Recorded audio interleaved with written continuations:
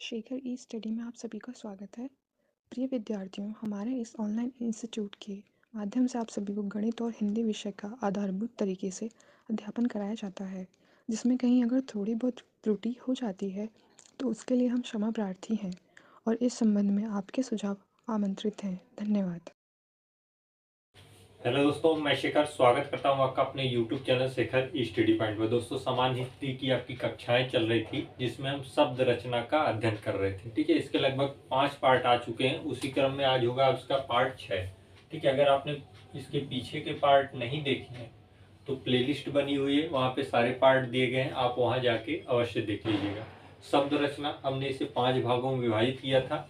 पांचों भागों में हम तीसरा भाग पढ़ रहे हैं, अर्थ या शब्दार्थ के आधार पर शब्द के भेद। ठीक है, इसके पहले जो व्युत्पत्ति या रचना या इस तरीके के जो 2 भेद और थे जिनके हमने विभाजन बताए थे आपको, ऋण यौगिक योग में, और उसके बाद तत्सम तद्भव देशज विदेशज में। ये सारी चीजें पीछे प्लेलिस्ट में बताई जा चुकी हैं, आप उन्हें अवश्य देख लीजिएगा, वहां से प्रश्न आपकी एग्जाम में आते हैं। ठीक है, बाकी अब ये जो टॉपिक चल रहे हैं शब्द रचना का ही तीसरा भाग है, अर्थ या शब्दार्थ के आधार पर शब्द के भेद। ठीक है, इसमें भी हमने आपको विभाजन बताया था, एकार्थक, अनेकार्थक, विपरीतार्थक, समानार्थी और समश्रुत भिन्नार्थक शब्द। एकार्थक शब्द आपको बता दिया गया है, अनेकार्थक शब्द भी आपको बता दिया गया है, विपरीतार्थक शब्द अर्थात विलोम शब्द भी आपको बता दिया गया है। आज हम पढ़ेंगे पर्यायवाची शब्द, जिसे आप समानार्थी शब्द कहते हैं। ठीक है, तो ये जो चीजें हैं पहले से आप जैसे पढ़ते आए हैं कि पर्यायवाची शब्द क्या होते हैं और शब्द विलोम क्या होते हैं। अधिकतर बच्चे क्या करते हैं, इनको रट लेते हैं,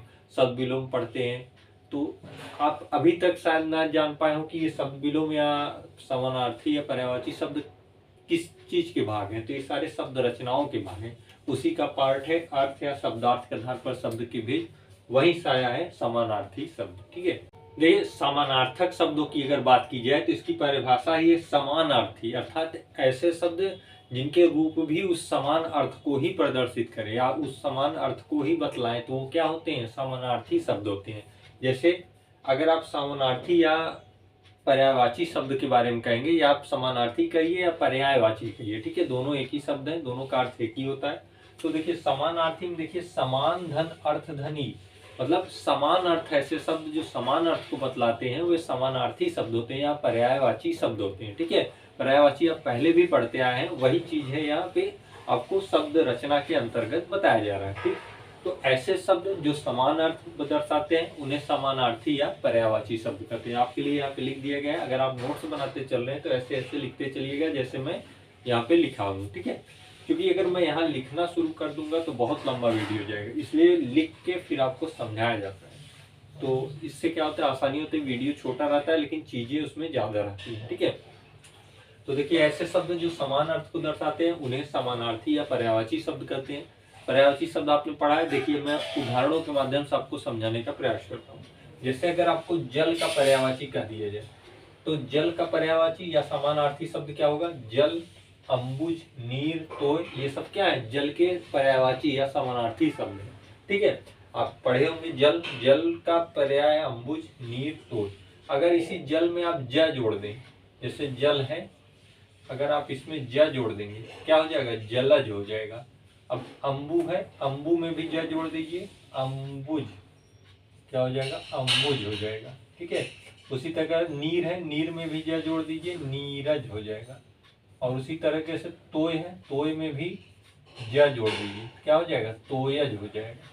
तो जलज, अम्बुज, नीरज, तोयज। अब ये किसका पर्यायवाची हो गया, ये कमल का हो गया।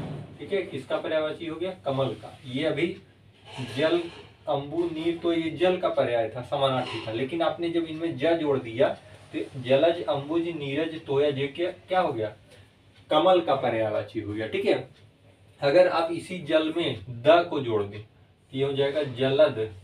ठीक है, क्या हो जाएगा, जलद। अम्बुद में, अम्बु में भी द जोड़ दें तो हो जाएगा अम्बुद, क्या हो जाएगा, अम्बुद। और अगर नीर में द जोड़ दें तो हो जाएगा नीरद। अगर तोय में जोड़ दें तो क्या हो जाएगा, तोयद, क्या हो जाएगा, तोयद। ठीक है, तोयद। तो जलद, अम्बुद, नीरद, तोयद ये किसके पर्यायवाची हो गए, बादल के हो गए। किसके हो गए, बादल के हो गए। तो आपने देखा जल का ही पर्यायवाची था, जल अम्बुज नीर तोय, ये क्या समानार्थी शब्द है जल का। अगर इसमें हमने ज जोड़ दिया, जलज अम्बुज नीरज तोयज, ये किसके पर्यायवाची हो गए, कमल के। फिर हमने इसी जल में अगर द जोड़ दे, जलद अम्बुज नीरज तोयज, तो किसके पर्याय हो गए, बादल के हो गए। तो ये सारे शब्द क्या है, समानार्थी शब्द है। किसके हैं, जलद अम्बुज नीरज ये बादल के हैं, ये वाले कमल के हैं, और ये जल के, ठीक है। तो इस तरीके से पर्यायवाची शब्द बहुत सारे होते हैं, आप याद करने के तरीके आप ऐसे भी इसे पढ़ सकते हैं। आइए कुछ और उदाहरणों को देख लेते हैं जो पर्यायवाची या समानार्थी शब्द से संबंधित। देखिए यहीं से भी अगर आप चाहें एक और लिख सकते हैं, समुद्र का। इसका समुद्र, इसका पर्याय क्या हो जाएगा, इसी जल में क्या करें, धी जोड़ दें, जलधि, ठीक है। ये स्किप कर गया था, मैं आपको फिर इसी पे जोड़ देता हूं, ताकि ऐसे अगर एक लाइन समझे रहेंगे तो याद हो जाएगा, ठीक है। क्योंकि मैं 3 बताया, एक स्किप हो गया था। तो जलधि अम्बुधि, क्या हो जाएगा, अम्बुधि। यहाँ भी धी जोड़ दीजिए, ये क्या हो गया, जलधि अम्बुधि। ये नीर है, नीरधि, किसके पर्यायवाची है, समुद्र के हैं सब, नीरज। तोय है, तोयद, क्या हो जाएगा, तोयद, ठीक है, इसके तोयद। तो तोयद भी क्या है, समुद्र का। जलधि अम्बुधि नीरधि तोयधि, ये किसके पर्याय, समुद्र के पर्याय। तो इनको आप याद कर लीजिएगा, यहाँ से आपके प्रश्न बन सकते हैं, ठीक है। कुछ और उदाहरण है जो समानार्थी पर्यायवाची से संबंधित है, उन्हें भी देख ले। देखिएगा जैसे पर्वत का अगर समानार्थी या पर्यायवाची शब्द देखेंगे तो पर्वत को होता है गिरि, मतलब पर्वत होता है। शैल मतलब पर्वत होता है। नग मतलब आद्रि, मतलब क्या होता है, पर्वत होता है, ठीक है। अगर इसी पर्वत के समानार्थी में आप क्या जोड़ देंगे, ईश जोड़ दें, या पति जोड़ दें, या इंद्र जोड़ दें, ठीक है, शैल्य,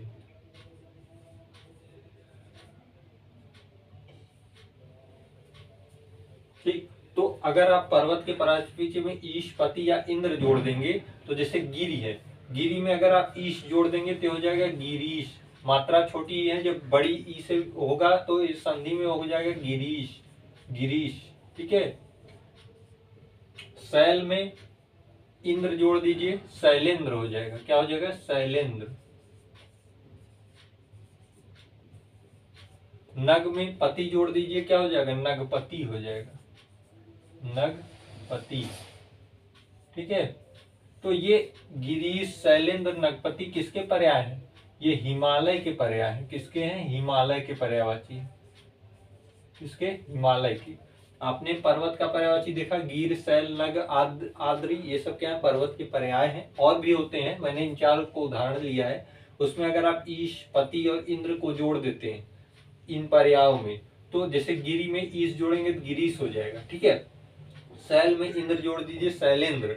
नग में पति जोड़ दीजिए, नगपति। ये सब क्या हो गए, अब ये हिमालय के पर्याय हो गए ये तीनों, ठीक है। वैसे हिमालय के और पर्याय भी होते हैं। उसी प्रकार से अगर इसी पर्वत के पर्याय में अगर आप इनके स्थान पे अगर आप जा को जोड़ दीजिए, इसको जा को अगर आप जा जोड़ेंगे तो देखिए क्या हो जाएगा, शैल में अगर जा जोड़ेंगे तो हो जाएगा शैलजा, क्या, शैलजा। गिरी में जा जोड़ेंगे तो हो जाएगा गिरिजा।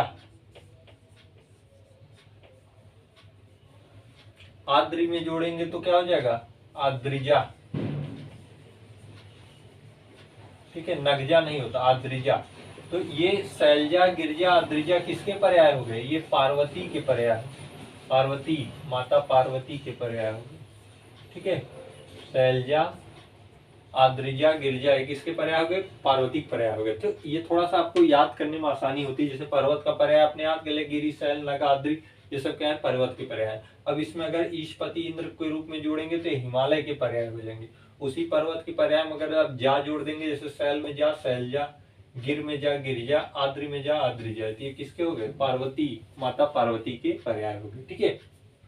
इसी प्रकार से आकाश का पर्याय होता है, नभ होता है, वि होता है, व्योम होता है, खग होता है। उसमें भी आप बहुत सारे बना सकते हैं, ठीक है। आइए उसको भी देख लेते हैं, आकाश के पर्याय। जैसे अगर आप आकाश का पर्यायवाची लिखेंगे, आकाश का, ठीक है, जब आप आकाश का पर्यायवाची लिखेंगे तो ये नभ, ठीक है, नभ हो गया, विग,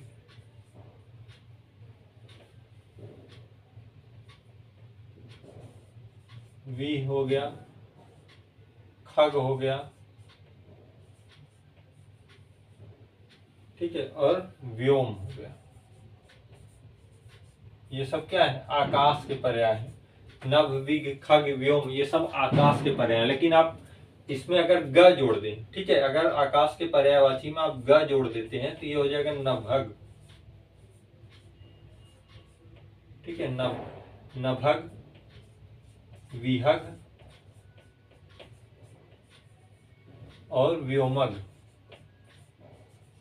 ये सब क्या हो गए, अब नभग, विहग, व्योमक ये सब क्या हो गए, अब ये सब पंछी के पर्यायवाची हो। किसके, पक्षी के, किसके, पक्षी के पर्याय हो गए।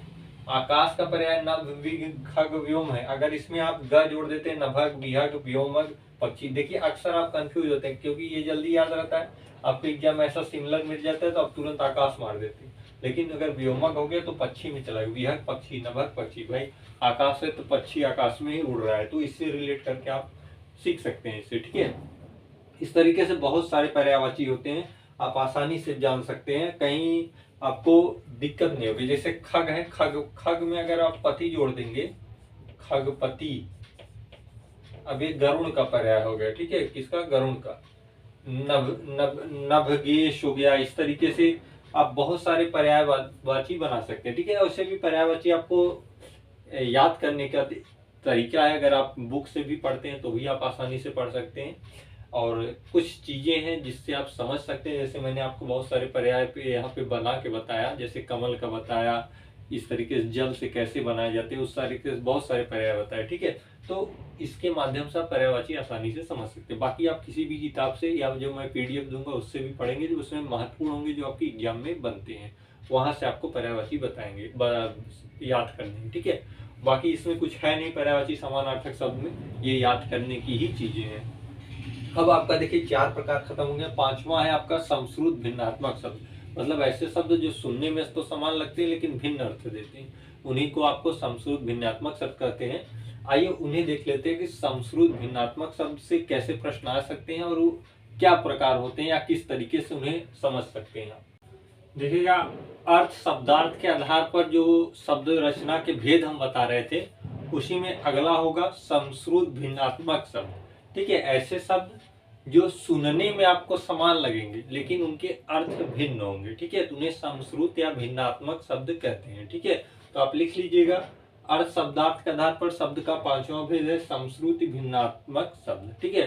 तो भिन्नार्थक या भिन्नात्मक शब्द ऐसे शब्द होते हैं जो सुनने में आपको समान लगे किंतु अर्थ अलग हो, तो वो क्या होते हैं, भिन्नार्थक या भिन्नात्मक या समश्रुत शब्द होते हैं, ठीक है। सुनने में क्या होंगे, समान लगेंगे। जैसे आप इन उदाहरणों को देखिएगा, यहाँ से परीक्षाओं में प्रश्न आते हैं, ठीक है। आप कोई भी एग्जाम ले लीजिए जिसमें हिंदी होता है तो अक्सर प्रश्न यहाँ से मिल जाता है। जैसे मैंने आपको समझाने के लिए रखा है, चिर, चीर, इसमें देखिए छोटी की मात्रा है, इसमें बड़ी की, चिर, चीर। अंश, अंश, करकट, करकट, अली, अली, उत्पल, उपल। अब देखिए इनके माध्यम से समझिएगा, जैसे सुनने में तो दोनों समान लग रहे हैं, केवल मात्रा का और प्रोनाउंसिएशन जो आप उच्चारण कर रहे हैं उनमें अंतर है। चिर, चीर, इस चिर का मतलब होता है लंबा और इस चिर का मतलब क्या होता है, कपड़ा होता है, ठीक है। उसी प्रकार से अंश, अंश, अंश मतलब कंधा होता है और इस अंश मतलब क्या होता है, भाग होता है, ठीक है, कंधा और भाग। उसी प्रकार से देखिए करकट, करकट आप जानते हैं केकड़ा को कहते हैं, और ये जो करकट लिखा है इसको क्या कहते हैं, मतलब जो कूड़ा होता है उसी को कहते हैं ना करकट, कूड़ा करकट। तो करकट मतलब केकड़ा और ये करकट मतलब कूड़ा। सुनने में तो समान है, करकट, करकट सुनने में समान है लेकिन दोनों के अर्थ क्या है, इसका अर्थ केकड़ा होता है, इसका अर्थ कूड़ा होता है, ठीक है। जो इधर लिखा है उसका अर्थ यहाँ पे लिखा है, जो इधर लिखा है उसका अर्थ यहाँ पे लिखा है। जैसे अली, अली, इस अली का मतलब होता है सखी और इस अली का मतलब होता है भौरा, ठीक है। तो अली, अली मतलब सखी, अली मतलब भौरा। अली, अली सुनने में समान है लेकिन अर्थ दोनों के क्या है, भिन्न है, ठीक है। जैसे उत्पल, उपल, उत्पल, उत्पल मतलब कमल होता है और उपल मतलब क्या होता है, उपल पत्थर का पर्याय है, ठीक है। तो उत्पल, उत्पल मतलब कमल और उपल, उपल मतलब पत्थर। उत्पल, उपल सुनने में समान है लेकिन अर्थ क्या है, भिन्न है, ठीक है। तो इस तरीके से जो शब्द आते हैं जो समश्रुति भिन्नार्थक शब्द कहलाते हैं, सुनने में समान रहे लेकिन अर्थ क्या दे, भिन्न दे, ठीक है। तो उन्हें समश्रुति भिन्नात्मक शब्द कहते हैं। आइए कुछ और उदाहरणों को देख लेते हैं ताकि और स्पष्ट हो जाए। देखिएगा कुछ और उदाहरणों को देखिएगा समश्रुति भिन्नात्मक शब्द के। जैसे मैंने यहाँ पे लिखा है सूची और सूची, ठीक है, ये है सूची, ये है सूची, ठीक है। अब इस सूची, आप समझते हैं किसी चीज की सूची तैयार की जाती है अर्थात क्या, उसकी तालिका बनाई जाती है। तो इस सूची का मतलब हो गया तालिका, और इस सूची का मतलब हो गया सूचिता भंग हो गई, मतलब क्या, पवित्रता भंग हो गई। तो इस सूची का मतलब पवित्र हो गया, ठीक है। बड़ा सा में ऊ की छोटी ऊ की मात्रा ऊंची, मतलब पवित्र। सूचिता भंग हो जाना, मतलब पवित्रता खत्म हो गई उसकी। सूची मतलब तालिका, सूची मतलब पवित्र। अगर यही सूची अगर इस तरीके से लिख देते सूची, ठीक है, छोटे सा के क्या सूची लिख देते तो इसका मतलब हो जाता है सुई, ठीक है। इसका मतलब क्या हो जाता है, सुई हो जाता है। तो सूची तीन तरीके से हो गई, बड़ी सा में बड़ी की मात्रा सू, और च में बड़ी की मात्रा क्या हो जाएगा, तालिका हो जाएगा। यही मात्रा परिवर्तित हो जाए तो सुई हो जाएगा, ठीक है। और इस सूची का मतलब पवित्र हो जाता है। कृति या कृति, ठीक है। अब देखिए कीर्ति किसकी कृति है, आप पढ़ते हैं हिंदी में, ये किसकी कृति है, जयशंकर प्रसाद जी की है। तो कृति मतलब क्या होता है, रचना होता है। और इस कृति मतलब क्या होता है, जिसमें बड़ी की मात्रा लग जाए, इसका मतलब होता है दक्ष, ठीक है। इसका मतलब क्या होता है, दक्ष, किसी चीज में दक्ष, कृति है। और आदि, आदि, ठीक है, आदि, आप कहते हैं ना किसी चीज का आदि हो जाना, मतलब अभ्यस्त हो जाना, उस चीज के विषय में क्या हो जाना, अभ्यस्त हो जाना। तो आदि हो जाना। और आदि, आदि अंत, आदि मतलब प्रारंभ होता है, अंत मतलब समाप्त, ठीक है। तो आदि, आदि, आदि मतलब अभ्यस्त, और इस आदि का मतलब प्रारंभ होता है, ठीक है। कपीश, कपीश बंदर को कहते हैं, बंदर का पर्यायवाची। और लेकिन अगर कपीश कह दे तो वो क्या होता है, भूरा होता है, ठीक है। तो कपीश बंदर और कपीस भूरा। उसी प्रकार से गण्य है, गण्य मतलब जो गिनने योग्य हो, वही तो गण्य है। तो गण्य मतलब गिनने योग्य, लेकिन अगर आप उसे गण कहते हैं तो गण मतलब समूह हो जाता है, ठीक है। तो गण्य मतलब गिनने योग्य और गण मतलब समूह। मतलब आप बोलेंगे तो सुनने में तो आपका समान लग रहा है, लेकिन ये अर्थ क्या दे रहे हैं, अलग अलग अर्थ दे रहे हैं, ठीक है। तो ये सब क्या होते हैं, समश्रुति भिन्नात्मक शब्द होते हैं। तो आपका जो है शब्द रचना का जो तीसरा भाग था, अर्थ या शब्दार्थ के आधार पर शब्दों के भेद, ये पूर्णतः समाप्त होता है। इसमें आपने एकार्थक, अनेकार्थक, विपरार्थक, समानार्थी और समश्रुत भिन्नात्मक शब्दों का पूर्णतः अध्ययन कर लिया है।